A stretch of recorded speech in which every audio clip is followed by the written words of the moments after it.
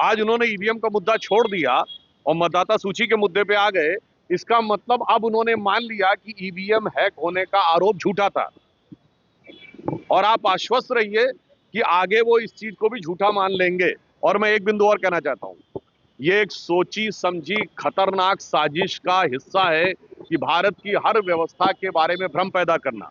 विगत 10 वर्षों में विपक्ष ने किन किन चीजों पे भ्रम नहीं पैदा किया। सबसे पहले रफाल को लेकर सरकार के बारे में भ्रम पैदा करना, सर्जिकल स्ट्राइक को लेकर सेना के बारे में भ्रम पैदा करना, बालाकोट को लेकर एयरफोर्स के बारे में भ्रम पैदा करना, ऑपरेशन सिंदूर को लेकर जहाजों के गिरने के बारे में भ्रम पैदा करना। फिर इतना ही नहीं, याद करिए इन्होंने कहा एलआईसी बर्बाद हो गई, LIC all time high profit में है। स्टेट बैंक ऑफ इंडिया बर्बाद हो गई, state bank of India all time high profit में है। फिर उन्होंने कहा सेबी गलत है, सेबी का पूरी तरीके से वो निष्पक्ष निकला। उसके बाद याद करिए कोविड वैक्सीन के ऊपर इसी उत्तर प्रदेश के एक पूर्व मुख्यमंत्री जी बोले थे ना, बीजेपी का वैक्सीन, कोविड वैक्सीन को लेकर भ्रम उत्पन्न करने का प्रयास करना। और तो और इन्होंने राम मंदिर के मुहूर्त को लेकर भी भ्रम पैदा करने का प्रयास किया था। तो मुझे लगता है कि उनको समझाया इसलिए नहीं जा सकता क्योंकि जो समझना चाहे उसे समझाया जा सकता है। जो एक कहावत है कि समझ समझ के समझाओ उसको जिसके की समझ है, और जो समझ समझ के बिना समझे समझो कि वो ना समझ। ईडी ने कह दिया है पश्चिम बंगाल में आप लेकर सीमांत एरिया वहाँ एसआईआर के बहाने सीए लागू कर रहे हैं।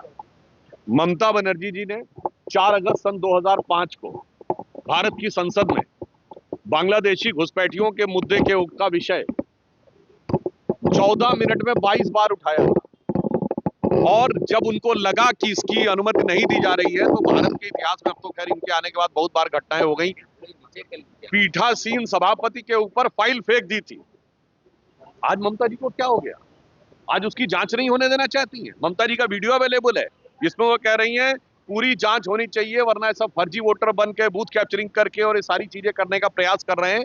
तो ममता जी का डर समझा जा सकता है क्योंकि आपने देखा है एक दौर था यूपीए का शासनकाल में जब भारी संख्या में बांग्लादेश से घुसपैठिए यहाँ आते थे।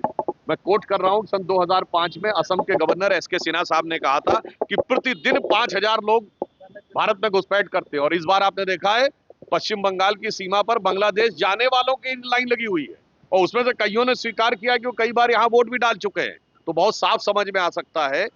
मैं एक लाइन में कहूँ कि माननीय प्रधानमंत्री जी ने कल श्री राम मंदिर की ध्वजा रोहण समारोह को में भाग लिया। तो एक तरफ हम हैं जो धर्म ध्वजा संरक्षक हैं और दूसरी तरफ विपक्ष है जो घुसपैठिया संरक्षक है। सपा के सांसद को आप लोगों ने नहीं बुलाया, इसको लेकर भी वो हो रही है।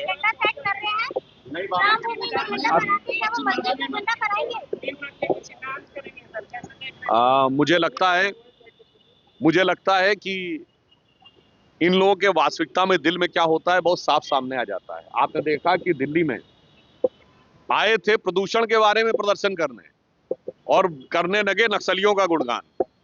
उसी प्रकार ये सेकुलरिज्म का आवरण ओढ़े हुए ये तथाकथित बाबरी मस्जिद की बात करने वालों से मैं पूछना चाहता हूं, कोर्ट ने तो हमेशा उसको डिस्प्यूटेड स्ट्रक्चर कहा, विवादित ढांचा। ये बाबरी मस्जिद शब्द कहां से आया?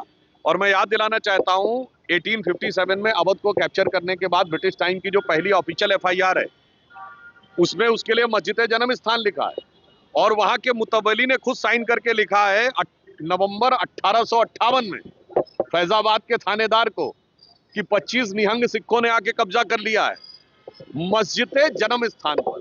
तो मैं उनसे पूछना चाहता हूं मस्जिद थी भैया, वो जन्म स्थान किसका था? और मैं एक और बात कहना चाहता हूं कि जो लोग ये ख्वाब पाल रहे हैं उन्हें याद रखना चाहिए कि अब एक बात तो बहुत साफ हो गई कि इन लोगों के मन में सकारात्मक बात कोई नहीं है। 5 एकड़ जमीन जो मिली हुई है मस्जिद के लिए, राम मंदिर बन के तैयार हो गया, ध्वजा पताका भी फहरा गई, उसमें मस्जिद में क्या हो रहा है? वो नहीं करना है और दिल में बाबरी के अरमान है। ये दर्शाता है कि तृणमूल कांग्रेस और विपक्ष के मन में जो कट्टरपंथी वोटों के साथ समझौता है, उस कारण से मैं एक शब्द में कहना चाहूंगा, ये लोग कहते हैं भारत में सेकुलरिज्म खतरे में है। नहीं, सूडो सेकुलरिज्म की वजह से भारत का भविष्य खतरे में है।